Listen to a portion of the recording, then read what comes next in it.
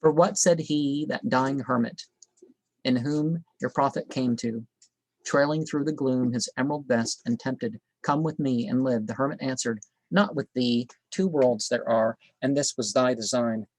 And thou hast got it, but the next is mine, whose font is this life's death, and to whose side even now I find my way without a guide.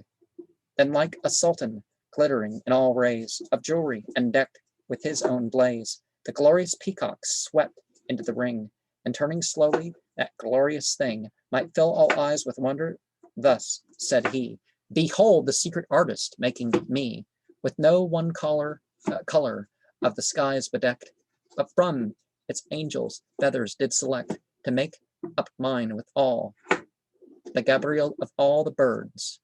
Though from my place I fell in Eden, when acquaintance did make in those blessed days with that 7-headed snake, and thence with him my perfect beauty marred, with these ill feet was thrust out and debarred.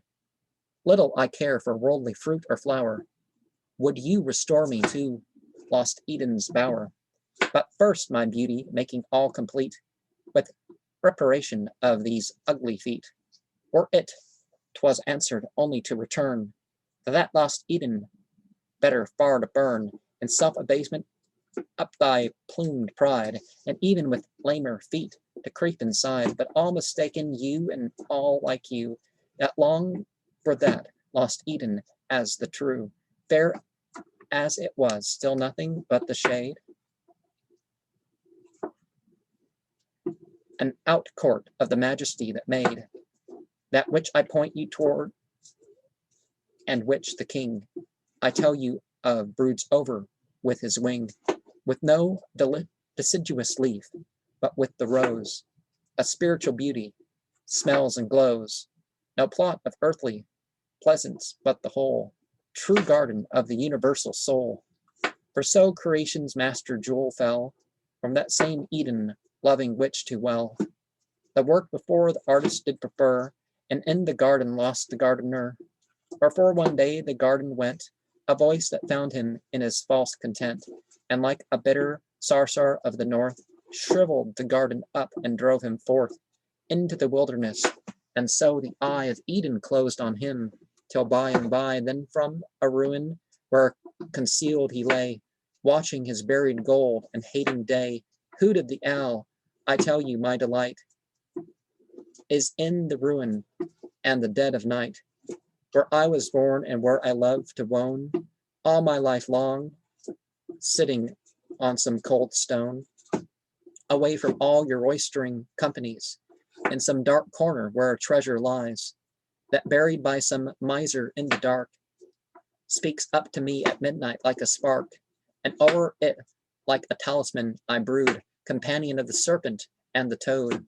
What need of other sovereign, having found and keeping as in prison underground, one before whom all other kings bow down, and with his glittering heel their foreheads crown? He that a miser lives and miser dies, at the last day what figure shall he arise? A fellow all his life lived hoarding gold, and dying hoarded left it, and behold, one night his son saw peering through the house a man with yet the semblance of a mouse, watching a crevice in the wall, and cried, my father. Yes, the Mussulman replied, thy father. But why watching thus? For fear lest any smell my treasure buried here.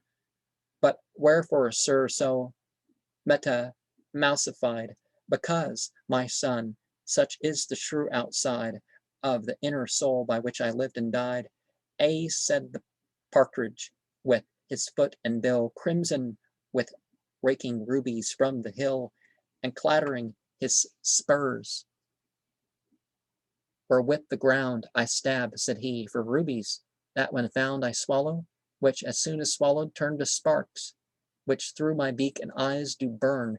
Gold, as you say, is but dull metal dead, and hanging on the hoarder's soul like lead, but rubies that have blood within, and grown and nourished the mountain heart of stone, burn with an inward light which they aspire, and make their owners lords of their desire.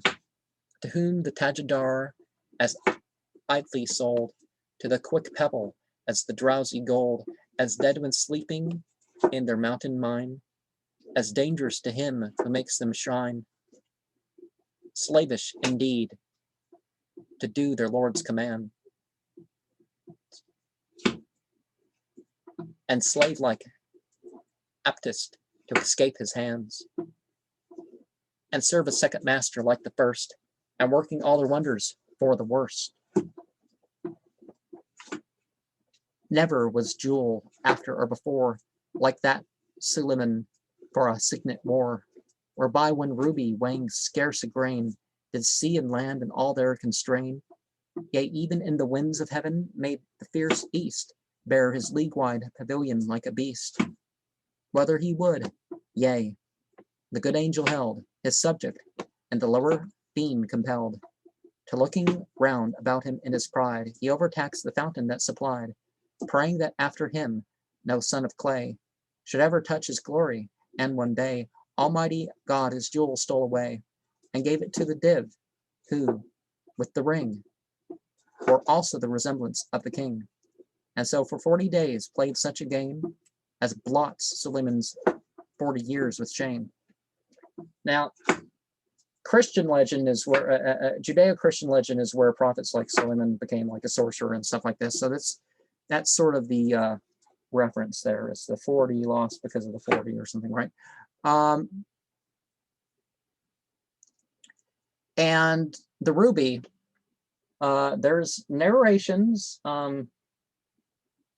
It's not in the Quran, but there are narrations that indicate that the first pilgrimage made by Adam, a ruby fell.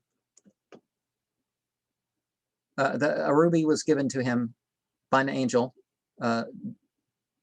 Gabriel, I believe. And this ruby was used to shave with, to end the pilgrimage. But there's more to that story than that. And we find that millions of years ago, humans did facet stone, did give stones edges. So this idea that shaving wouldn't have even been possible except in maybe the past 40,000 years doesn't quite pan out.